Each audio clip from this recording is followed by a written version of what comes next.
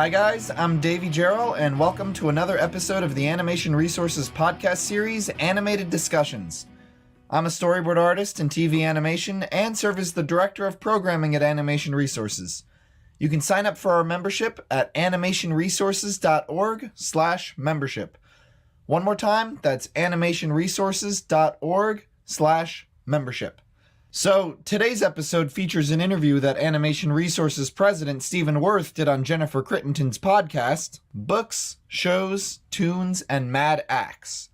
He shares the history and mission behind Animation Resources, the untapped potential of animation as an art form, and his theories on creativity. Let's jump right in. I'm so pleased to welcome a new guest to the show today. Stephen Worth is with us, and also Bill Aho is with us. So we've got three as a crowd in the studio today. I'll start by introducing Stephen. He has been an animation producer for the past 35 years, and he's been serving on boards of nonprofit arts organizations for almost as long. He's the president of Animation Resources, a 501c3 nonprofit organization serving animators, cartoonists, and illustrators worldwide. That's mostly what we're going to talk about today, is that project.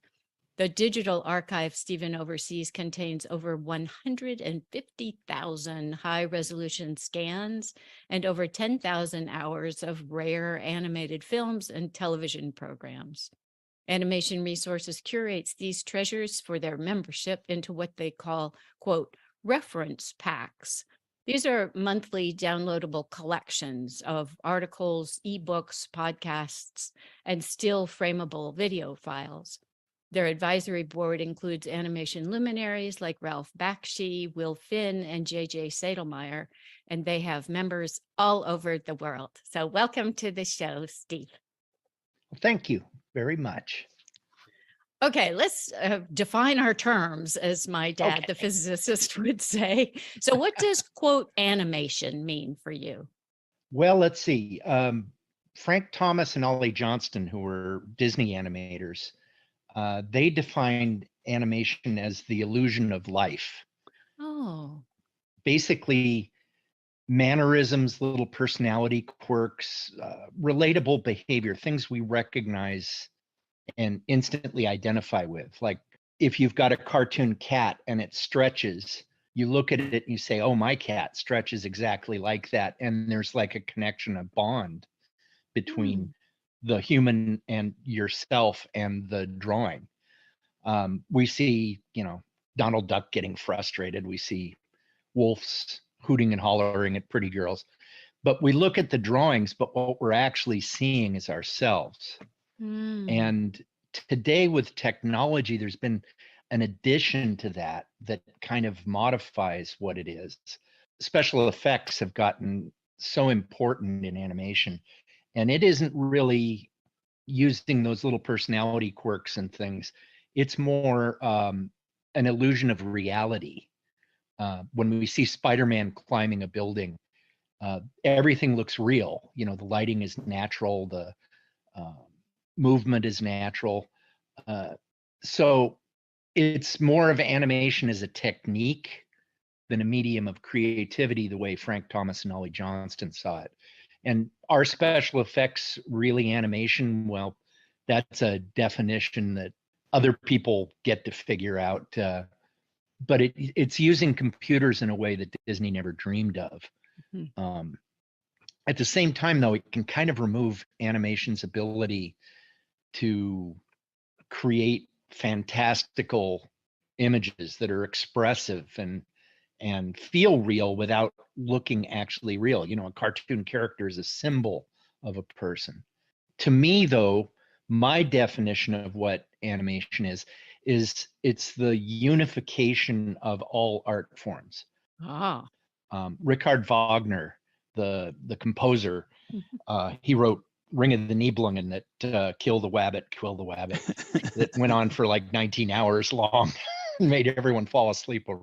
In any case, Richard Wagner said that opera was the synthesis of all art forms because it's drama, it's music, it's writing, it's stagecraft, but animation takes it one step further because animation incorporates cinema and drawing and painting and even sculpture with puppets and CGI. Some people say, I only like hand-drawn animation, or I only like CG, or I only like puppets. But it isn't about hand drawings or puppets or CGI.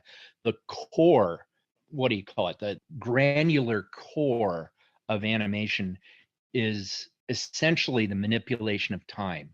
Animators break the world down into 24 frames a second and arrange those drawings or puppets or whatever into a frame of time, 1/24th of a second.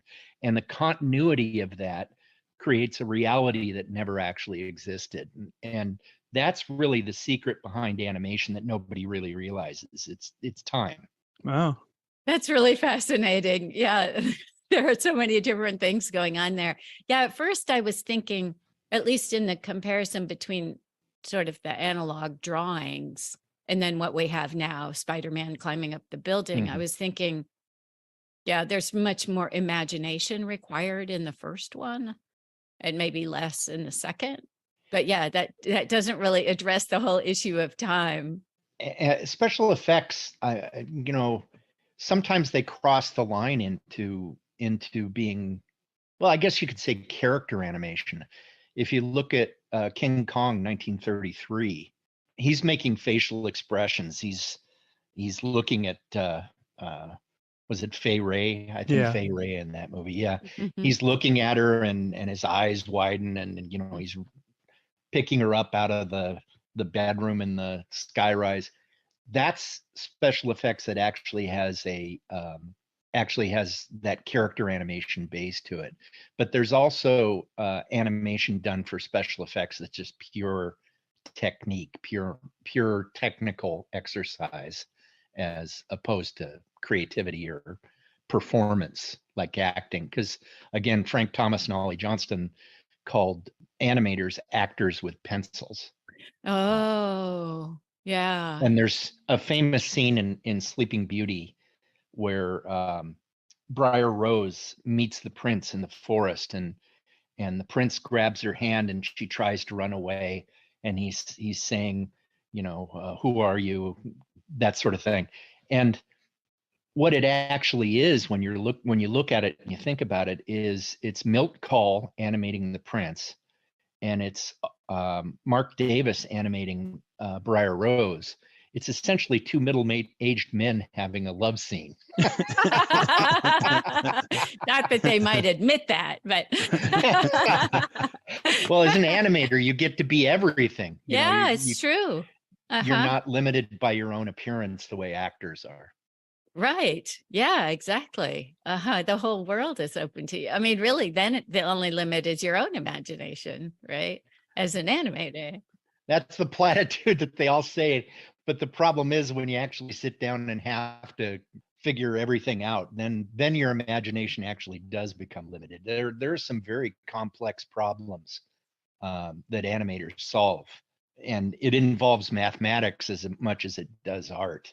Timing is all divisions of 24 frames a second. So the reason they pick 24 frames is because 24 frames cuts in half several times, 12, 6, 3. So you can speed things up by just having the number of frames that something takes to happen. So animators really have to have a lot of concentration. It's not just imagination and fun. Everyone thinks that they watch the supplements on the DVDs and they think, oh gosh, those people must be having a lot of fun. But actually, that they asked Art Babbitt, who did the mushrooms in Fantasia, what drugs he was taking.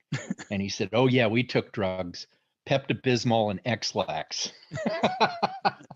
Right. As It's a a lot of reflection, work. yeah, of just the elbow grease, the hard work Yeah. that goes into it. Yeah. I mean, I think people became somewhat aware of that with the illustrations for Disney, that you had just a large group of people just hard at work grinding out these drawings. Yeah, Disney had a factory. It was essentially a factory. But you're saying there's still a lot of elbow grease involved. Oh yeah, computers don't do everything. That changes every time.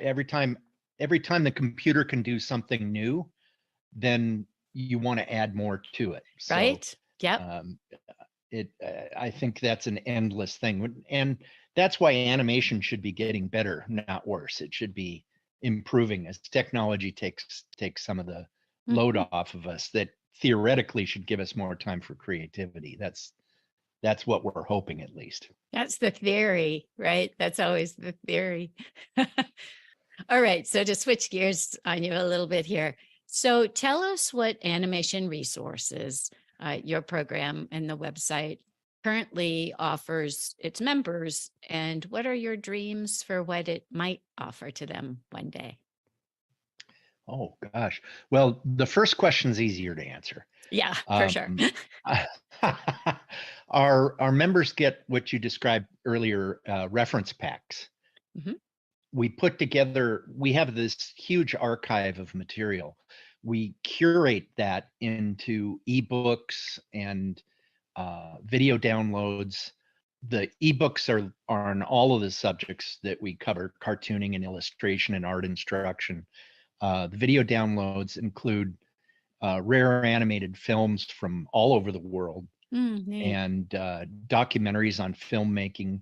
They're all still frameable for study, which is, an animator understands that. When you go to YouTube and you want to still frame through it and try and break down the action and figure out how something works, YouTube doesn't do that. You can't still frame forward and backward real well in YouTube because it's compressing it. If I recall, it sort of jumps forward pretty far. Yeah, and if you want to like analyze a movement, if you have a baseball pitcher and he's throwing a ball, you want to see each individual frame of that.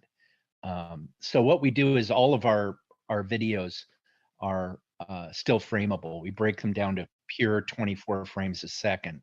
Oh, that's what you mean. Gotcha. So an animator can take the films that we're sharing with them and actually go through and see each individual drawing in them. Oh, so Um, that's quite valuable, actually. yeah, and it's something that's very specific to animators. Mhm. Another thing that we share are videos of slapstick comedy. Charlie Chaplin, Buster Keaton, Harold Lloyd. Fun. These were the things that they studied back in the 30s. It's pure pantomime acting, which is what animation does best. They would have what they called action analysis classes at Disney back in the 30s, where they would take Charlie Chaplin and a single frame through it to show how he was doing what he did. And like I say, still framing. There was a film called 1 a.m. where Chaplin is a drunk and he's coming home from a bender, and he's trying to get in his front door, but the door is locked, and he's so drunk that his key is going around in circles and can't find the hole in the door, right? Uh-huh. So the animators took this and they went through frame by frame and they showed how he anticipated by raising his hand before he shoved it down in his pocket to grab the key. So your eye looks over to the arm. When he pulls it out, he flicks the key up and it catches a glint of light. So the audience sees the key. So that by the time he's trying to put it in the keyhole, you've already known exactly what he's thinking. And this pantomime acting is a way of conveying information without words, and that's what slapstick is.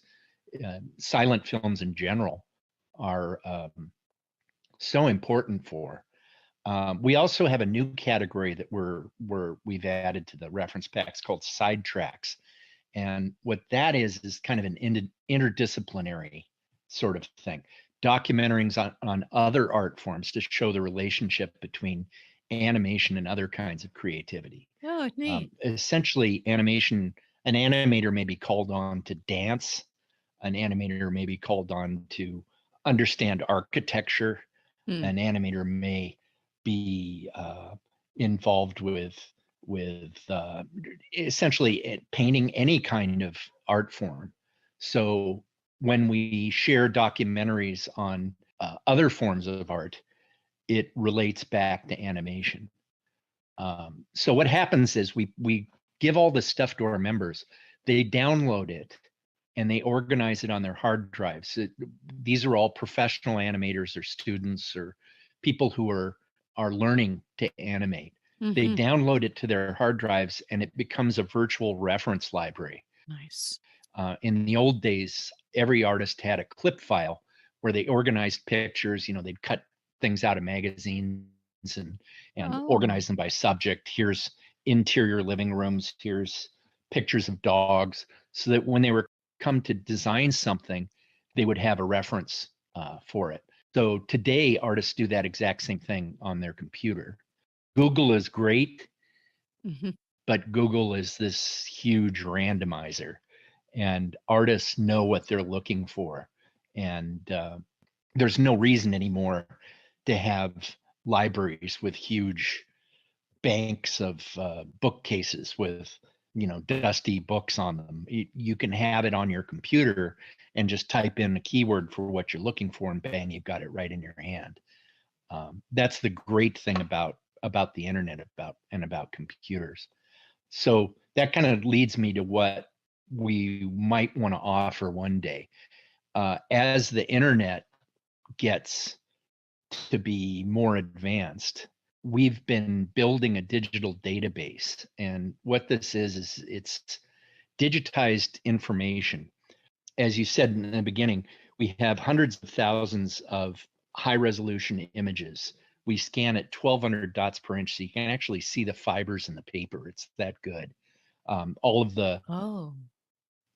pixel dots, that make up newspaper comics, every one of those is absolutely perfectly scanned. So we have thousands and thousands of those. We have tens of thousands of hours of still frameable films. And then there's biographical data about artists. Mm. All these are in a single database, and it's all interrelated, so that you can go in and say Ub Iwerks, the man who created Mickey Mouse. You can type in his name. It comes up with his biography, has a list of the films that he worked on. You click on the name of the film, and that comes up with a video of the film that you can watch. And then you click again, and it takes you to drawings by Ub Iwerks from that film. So it's a way of organizing information into interrelated database that is searchable the way artists want to search for things. That's something that hasn't ever really been done before, and it still isn't quite to the point where it's possible yet. However, time goes. Hold on a moment. I'm having technical problems here. Computer is acting up as usual. Speaking of computers. I'm talking about how great computers are, and it starts misbehaving on me. Yeah, right. Yeah. No, no, no, no, no.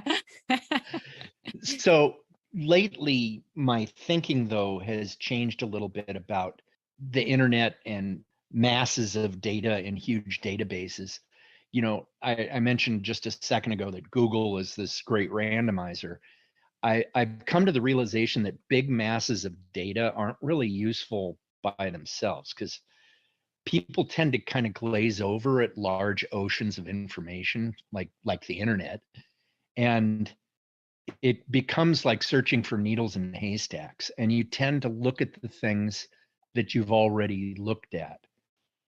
People can come Oh. into the archive, and I'll have all of this material on a database that they can look at, and they say, do you have anything by Walt Disney, or do you have anything by Chuck Jones, that are like, you can get information on them absolutely anywhere.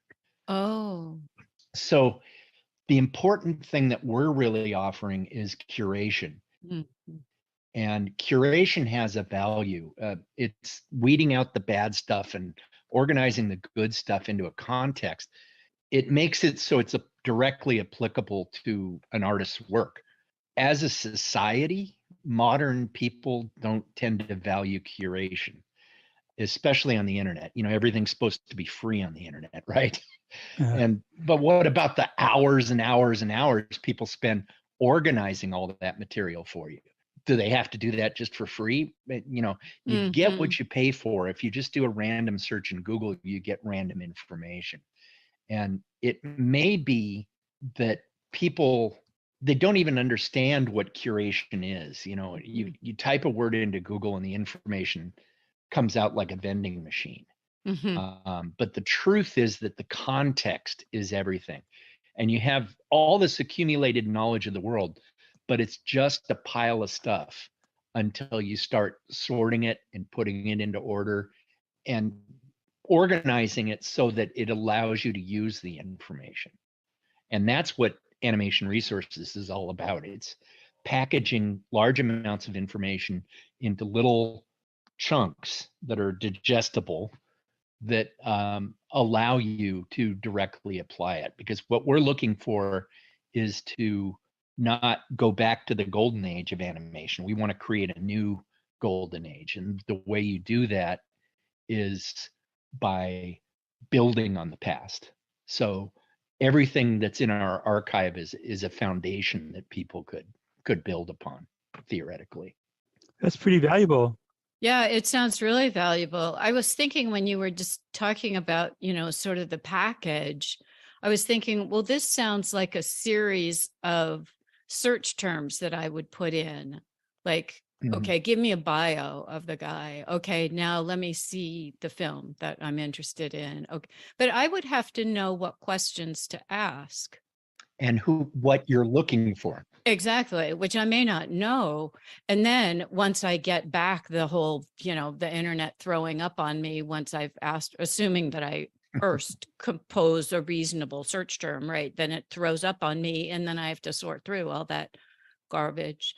So no, I can definitely see the value of that, especially in situations where I don't know what questions to ask, right? Like it turns out he had a partner who was also an animator. I don't, I could potentially be completely clueless about that. I read an article that talked about libraries and books because people don't have books so much as they used to. They don't read the way they used to. But it said that having a huge library of books, it doesn't even matter if you haven't read them yet, because potential knowledge is better than a little bit of knowledge that you already have. And it isn't the things that you know that are important. It's the things that you haven't learned yet that are the ones that you really need to focus on. Which, I always try to find people who are smarter than me. I like to hang out with people that know more things than me, because I can just sit there and, when I was a kid, I would hang out with animators. I found the ASIFA Hollywood, which was the organization where they were all members, and I'd sit behind them and take notes. They'd say, I was looking at this thing by Daumier the other day. I'd write Daumier down, and then I'd go look for it. It's much easier now with Google, but knowing those search terms is the trick. And it's kind of like breadcrumbs. You follow around someone who knows what they're doing, and you pick up their breadcrumbs as they drop them and chase them down. So that's kind of what I try to do, is I try to drop lots of breadcrumbs for young artists who are looking to get beyond what they already know, what they grew up with, and start getting into things that expand their vision of what animation can be. Because we look at animation, it all looks the same. And there's no reason for that. Animation can look like anything. There's no reason why it's all talking dogs and princesses and space princes. It could be something completely different. It could be, you look at live action films and they have Westerns and they have horror movies and they have romances and they have dramas and crime, and you look at animation and it's the same things over and over again. And there's no reason for that. So looking beyond what you already know is so important. Animation should be using other art forms for inspiration, not making animation that looks like other animation. Yeah, also very interesting point. Yeah, it occurs to me, we're seeing animation being used a lot for teaching, right? Because now you can represent sort of natural sequences of events, a plant growing or Yeah, that's actually something that we've been doing research on at Animation Resources.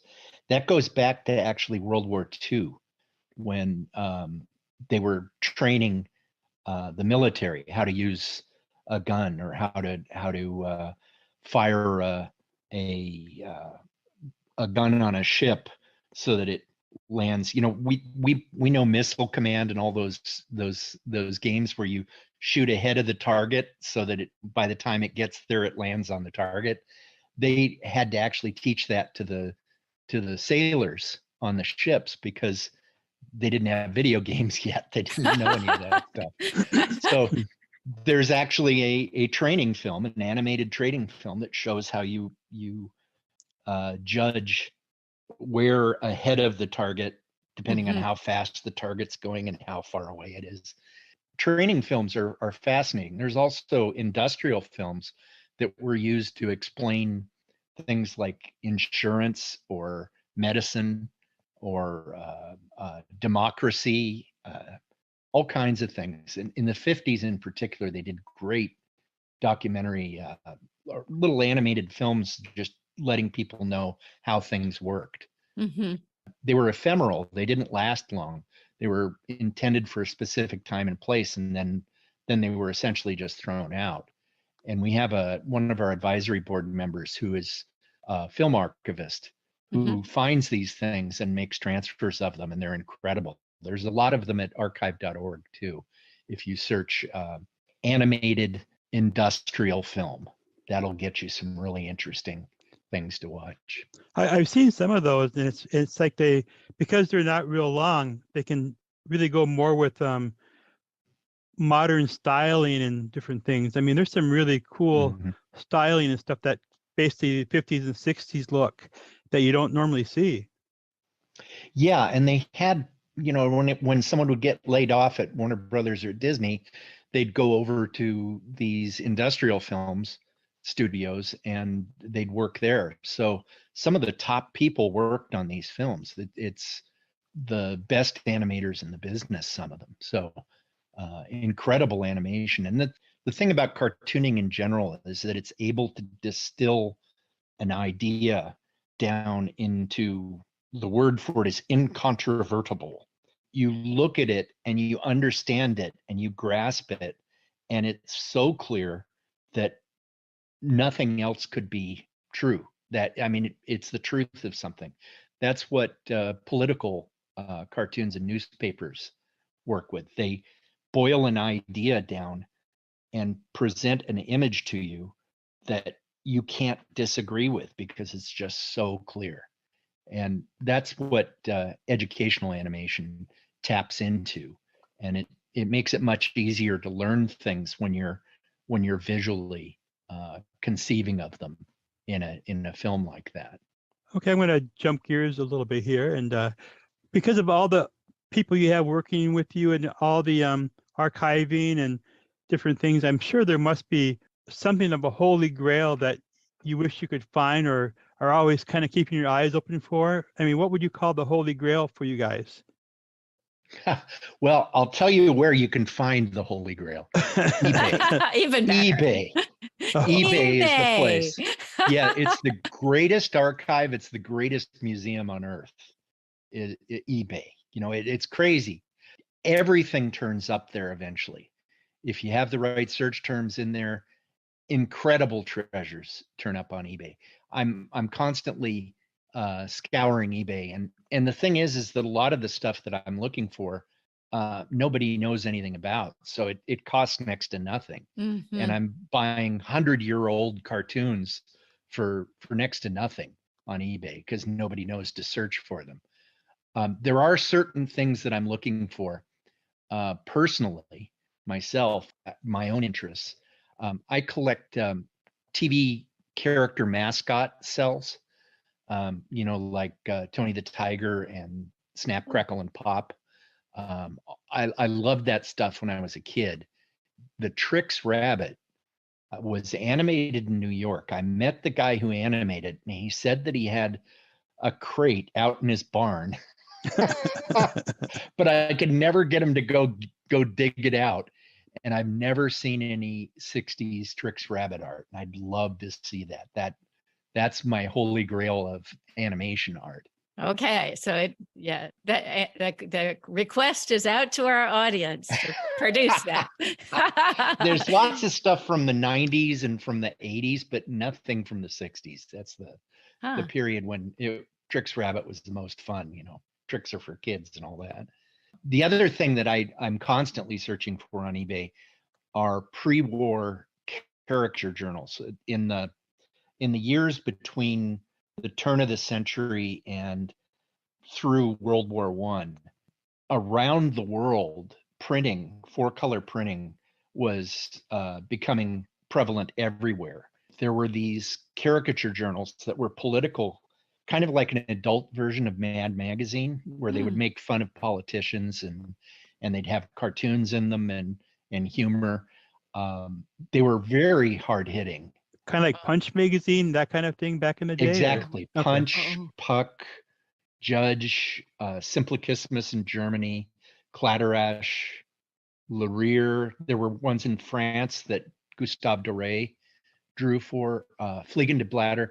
It was a golden age of magazine cartooning.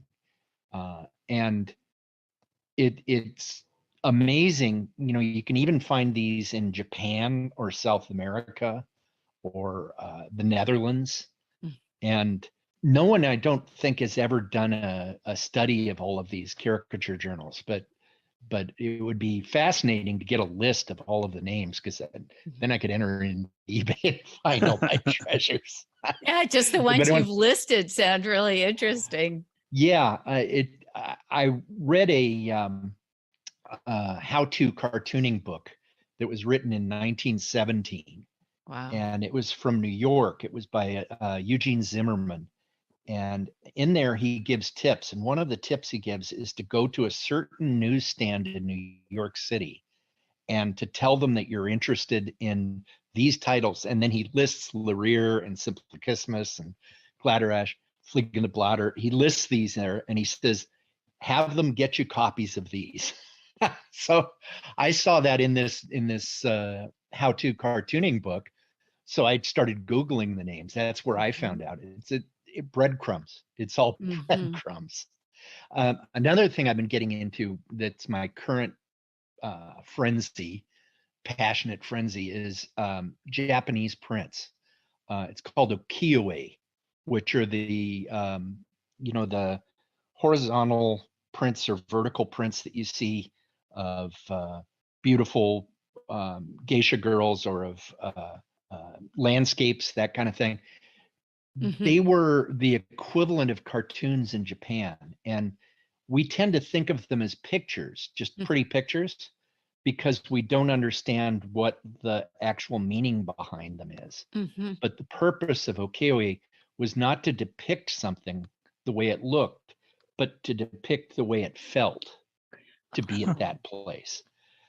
So the landscape and the things that are there, they may put snow on the ground when it never snows there, just because that's the feeling that place gives to them. That's why these ukiyo-e prints were so important to people like Vincent van Gogh. They were basically throwaway. They were like comic books.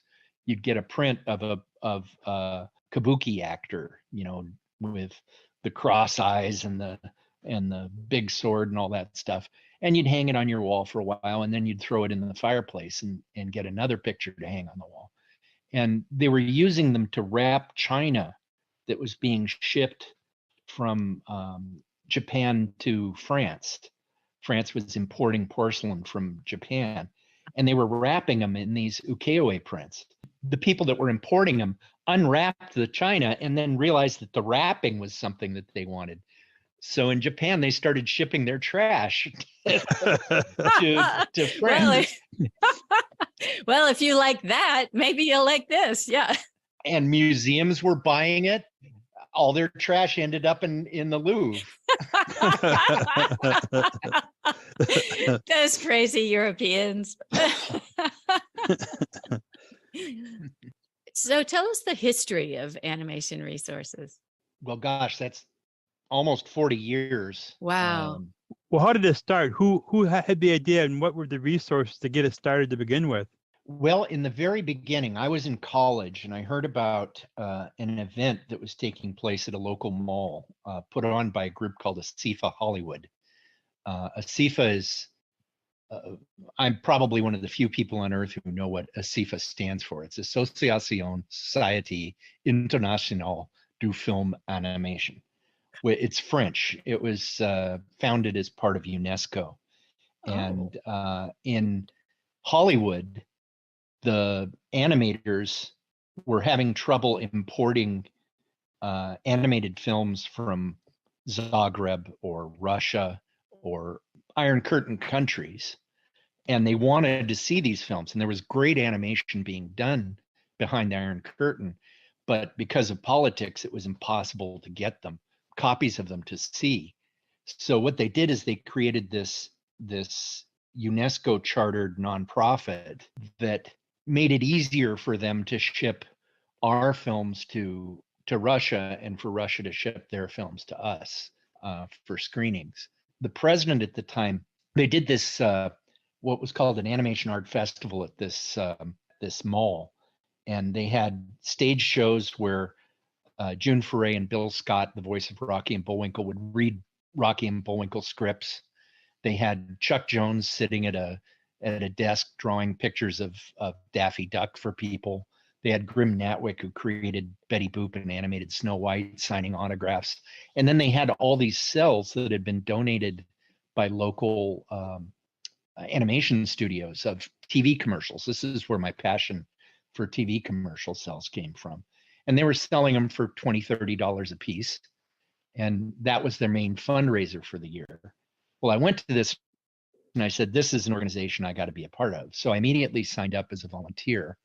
And the very first day that I volunteered, they brought in big boxes of cells, and we were taking them out and sorting them into setups so that, it'd be all the elements that went together in a scene. And then we'd put them in a mat that they could use then to sell at cell sales. I'm doing this, and behind me, I hear a voice that sounds an awful lot laughing, sounding like Super Chicken. And I turn around, and it was Bill Scott, and I recognized him because I'd seen him at the Animation Art Festival. And he spots me, and he walks across the room, points at me and walks across the room, and he says, I don't think I've seen you here before. And I'm like, this is like incredible. Here's this great animator coming over to say hello to me. And he said, you're interested in volunteering. I've got lots of things that you can help me with. And one of them is cinema, is an animatech. And the idea was that he wanted to build a workshop, museum, library, and screening room in Hollywood that would be kind of the center of the animation industry, of people who were interested in animation. At that point, this was the 1982, I think. Mm-hmm. At that point, there wasn't funding to pull something like that off. The old guard of I got involved with the CIFA. I attended the board meetings and met all of the famous animators that were involved with the CIFA. And they started retiring and moving out, and the volunteers started moving up into becoming board members. And Antron Manoogian, who was a friend of mine and a volunteer, we would haul boxes of cells around together, ended up being president. I ended up being on the board of directors, and we revamped the Annie Awards, which had been a Lifetime Achievement Award up to that point, to make it more, like Best Picture, Best Short, Best Commercial, that sort of thing. The Annie Awards just took off and became huge. We were doing shows at Royce Hall in UCLA, and big black tie events, that sort of thing. Mhm. And that, we got to the point where we'd done everything we could do with the Annie Awards. And we said that we really should have something else. The Annie Awards is great, but there should be another project that we start seeding now. And that was, remembered back to what Bill Scott was talking about. Mhm. And I said, why don't we create Bill Scott's Animatech? And so we got a little tiny storefront on Victory Boulevard in Burbank, and we did art shows and started building a sort of a center, an animation center. Mhm. And I was shutting down a studio that I'd been working at for a long time when we all got laid off. And I was packing the library up into boxes. And I thought to myself, this would have been about 2003, I guess, maybe. I thought to myself, the internet and computers are great. A book in a box does anybody any good. But if I digitize this, if I scan it and put it on the internet, then everybody can benefit from it. And that archive became the Animation Archive Project. And ASIFA sponsored me to create this animation archive as a kind of a prototype. In 2011, ASIFA decided that they wanted to focus more on other things. And we, the volunteers that had been working on the archive, created a new 501c3 animation resources and made that a membership organization in 2013. So it's kind of a long road with the same idea at the beginning as the end and as at the end, but we did it in a step-by-step process. And Mhm. the wind blows one way and you have to bend with the wind. Wind blows the other way. But I'm really proud of how far we've taken animation resources in the past 10 years since we established it. Our organization isn't huge, but looking at our membership rolls, it's a who's who of animation. Isn't that great? So rewarding. Really good students too, really on the ball kinds of young artists that really want to take the art form forward. And I'm happy to be a catalyst and encourage these people to do great things and share. When all this stuff is just so important to get distributed so that people don't end up here in Hollywood. We're kind of spoiled. We have all these resources. We have the Academy, we have ASIFA, we have all of these things. And what if you're an animator and you live in Cincinnati? Yeah. What if you're an animator and you live in Poland? I want to see the internet become this Animatech for the entire world.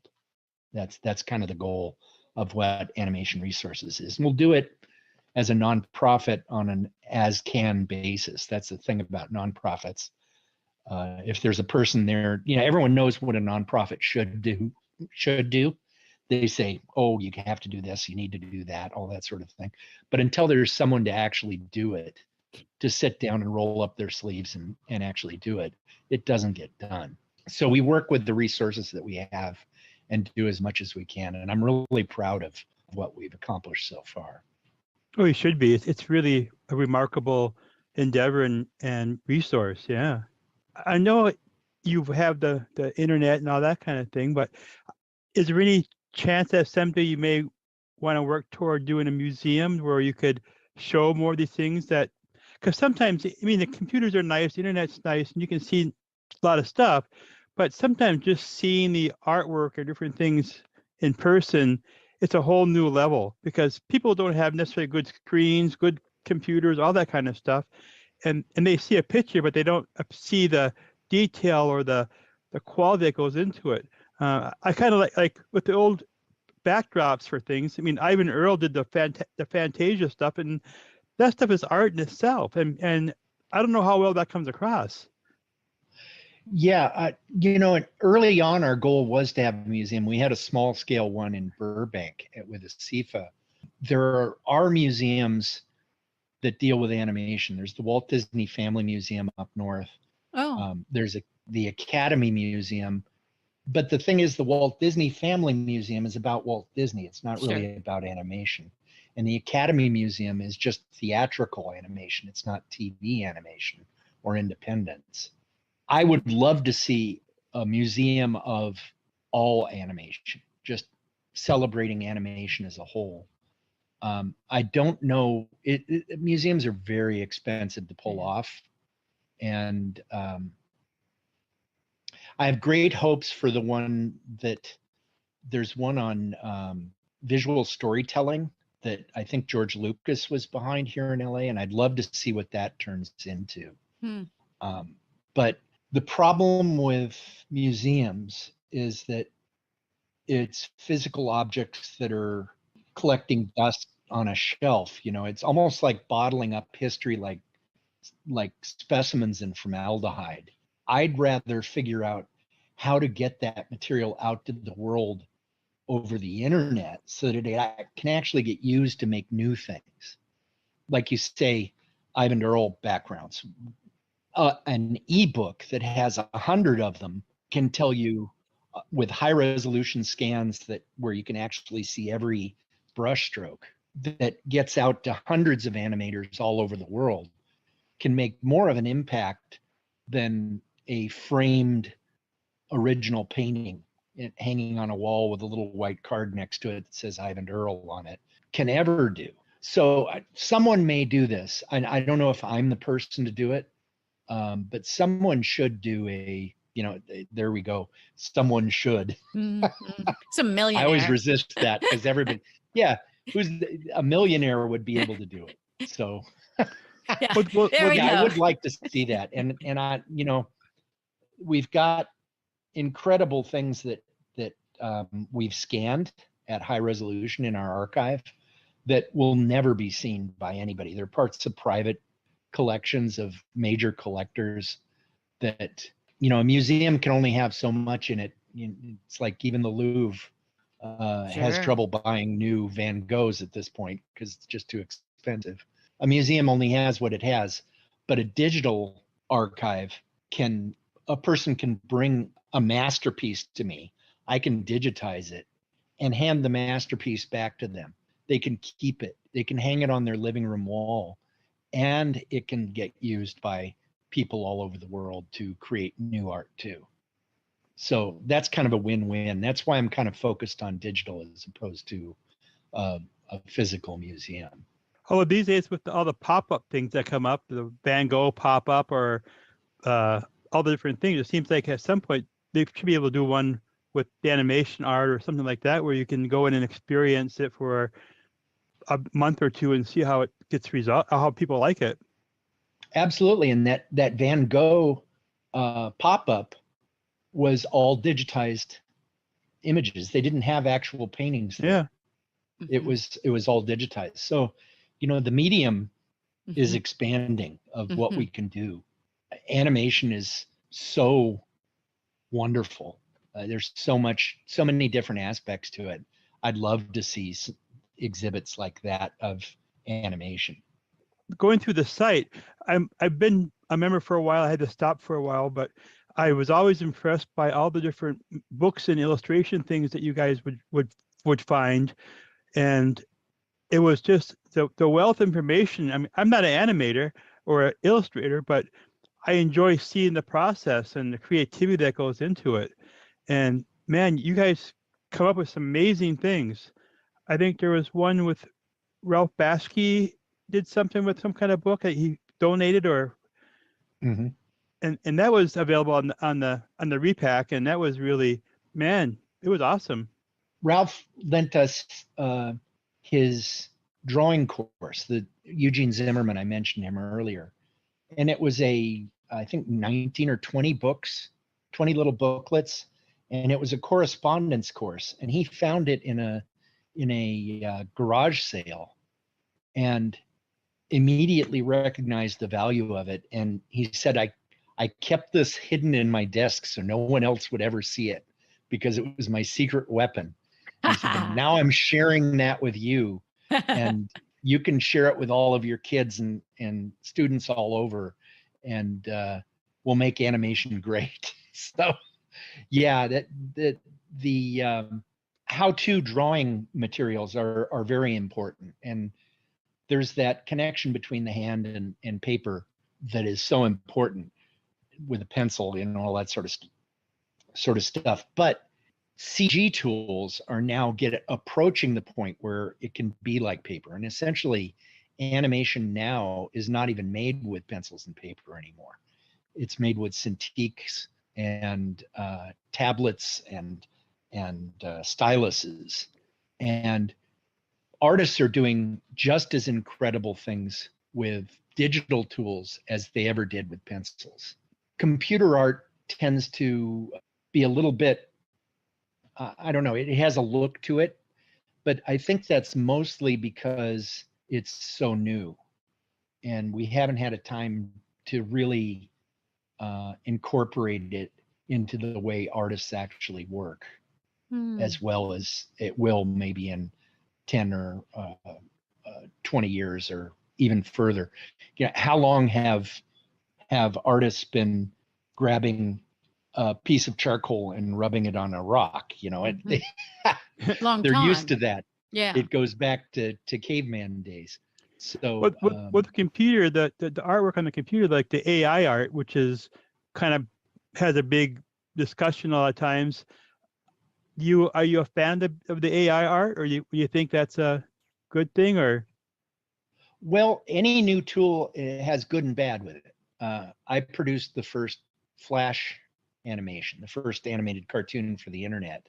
We were trying to approach what TV animation could do, but other people took the same tool and said, "Oh, we're going to use this to cut corners and cheat," and it sucked. The problem wasn't the tool; it was the way that they were trying to remove artists from the process. AI, I don't think will replace artists. It'll be a tool that will actually be used by artists.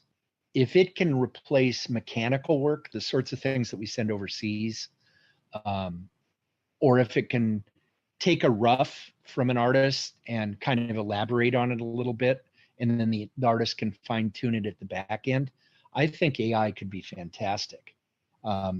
Imagine you've got a show like The Simpsons where you always have the same living room that things take place in. Mm-hmm. Do you need to draw every living room background on your storyboard?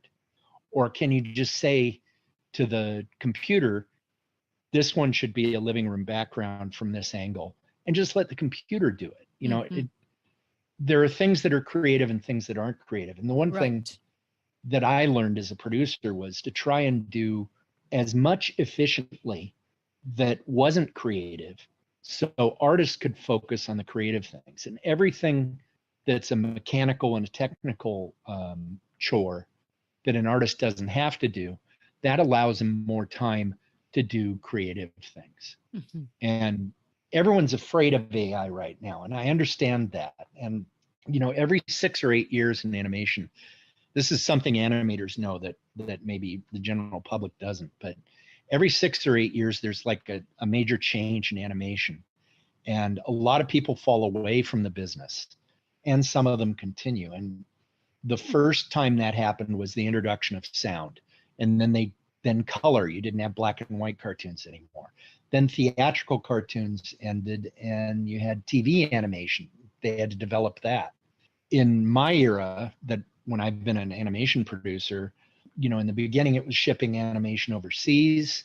The end of Saturday morning television. That still hurts me. Yeah, you had to find other places to put cartoons because Saturday morning wasn't there anymore.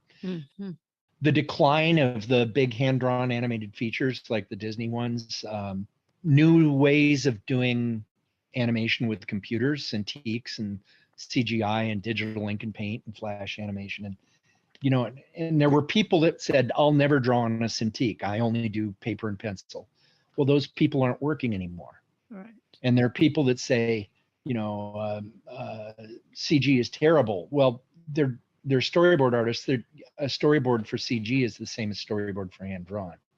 So now it's AI, and I think AI will find its place in the workflow. There will be people who will be able to work with it that take it to do great things, and there'll be others who will use it as a cheat and will do terrible things.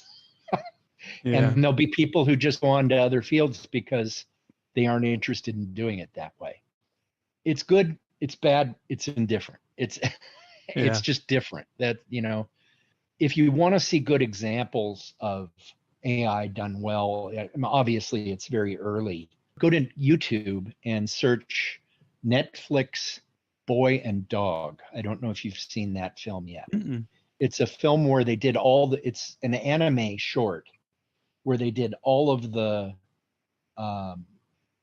backgrounds with AI. And at the end of the thing, over the end credits, they show how they used AI to do it. An artist did a rough sketch of what he wanted the composition to be. AI took it and interpreted that into being an environment that the character could inhabit. And then at the end, the artist came in and painted over the top of that environment to make it look the way that he wanted it. So it works really well, and you would never know that it was AI. You'd say those are beautiful backgrounds.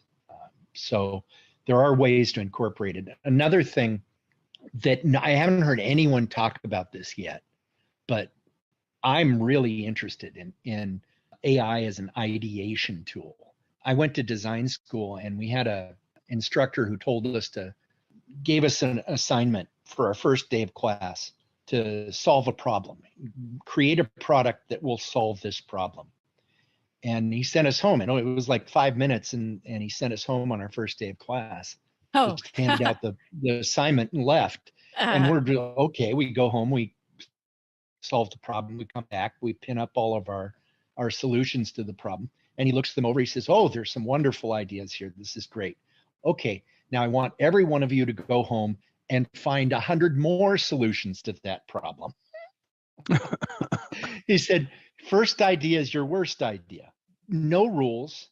It can be balloons and carrier pigeons, crazy ideas, because a crazy idea might lead to thinking outside the box and coming up with an idea that works."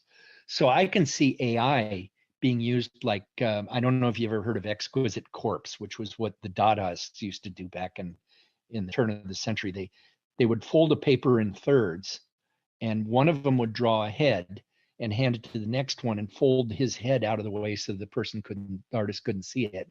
And then the next person would do the shoulders to the waist. And then the last person would do the legs. And then they'd open it up and look what people had created, and it would be this crazy combination of bird and animal and person, and they'd come up with crazy ideas that way. And I can see AI being used like that exquisite corpse to say, here's an idea. Like there's a guy named Dougie Pledger, DUGGY and he has a website called Dougie.com. What he did with AI was he said, cross Disneyland with a horror movie. Then he started feeding all this information into the AI and programming it. And it came up with these incredible photographic images of Mickey Mouses with fangs and horrible castles on fire and people running through the streets through Main Street, and just incredible images. And I can see turning AI loose and saying, give me 500 crazy ideas. And then an artist looks at them and goes, oh, 90% of these are terrible. But the one or two that might give them an idea that then they can run with. And I can really see AI as being used in that way for coming up with crazy ideas. But we'll see if people actually do that or not. That's what I would use it. I would just sit and press the mix button again and see if I can combine mice with dogs and create all sorts of unholy alliances between things. Sort of brainstorming, but taking advantage of what's been done before. Yeah, feeding a whole bunch of material together that doesn't go together and hitting blend and seeing what comes out. Hitting mix, yeah. I don't Yeah. think that would work good for a chef, but Yeah, that might sounds work terrible for for artists. food. Yeah, but art, Yeah. art's pretty, it's pretty adventurous. Well, Steve, we could probably keep you here for another hour. We certainly have enough questions for you for another hour. But before I let you go, is there anything you'd like to share with the audience, particularly if you're looking for projects, help with, or fundraising, something like that? I have a theory about nonprofits, and that's to build up one step at a time. We're always looking for more members, people who join us, people who volunteer. That is our success. That's how we measure our success, because with each person that joins, we can do a little bit more. You know, there are charities that have pictures of earthquake victims or kids in wheelchairs, poster childs. We don't have that kind of thing. So we take the tortoise route rather than the hare. I think what we're doing is important, and I think we're building the foundation for the future of an art form, cartooning, illustration, animation. And that's incredibly important, but you can't reduce that down to a single image for fundraising very well. I've tried and failed millions of times. Or a slogan. Yeah, we kind of have to explain Mm. in long form for people to really understand. But I saw a documentary that pointed out that civilization is synonymous with art. We think of civilization being invading armies and Caesar and Genghis Khan and things like that, but governments and conquerors don't last. Another one comes along, and then the old pharaoh's name gets scratched off the temple walls and they start over again. But the thing that lasts is art.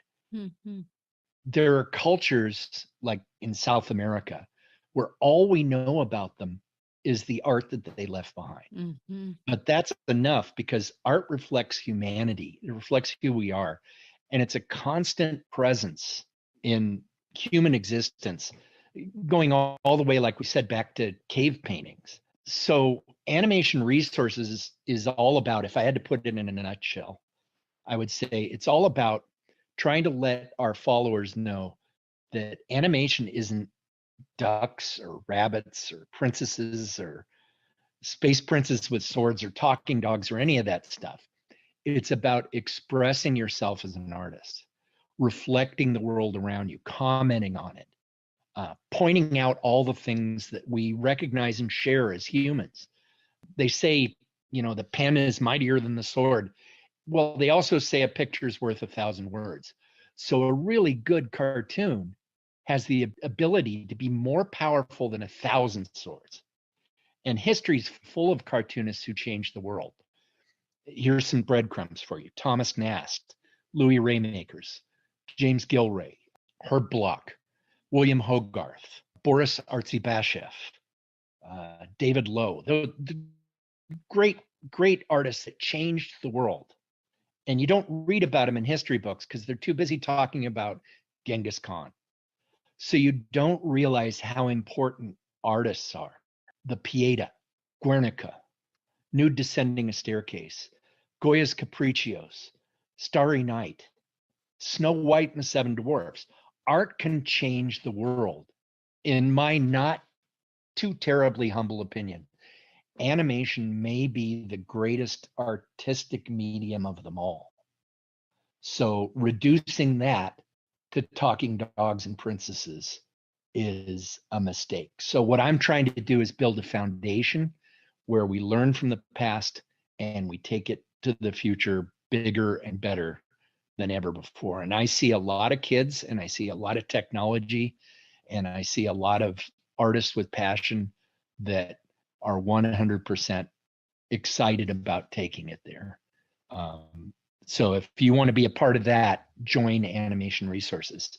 If you join, it's less than $100 a year, and you get a new reference pack every month, just full of ideas and full of art and full of treasures.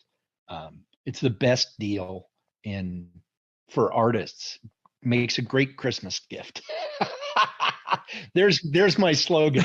Animation Resources memberships make a great Christmas gift for your favorite artist. Well, it also opens people's minds to creativity more because they see things and they can visualize things that they can't do as much now these days. So it gives them a whole new outlook, perspective. Absolutely, and creativity and that is the essence of everything.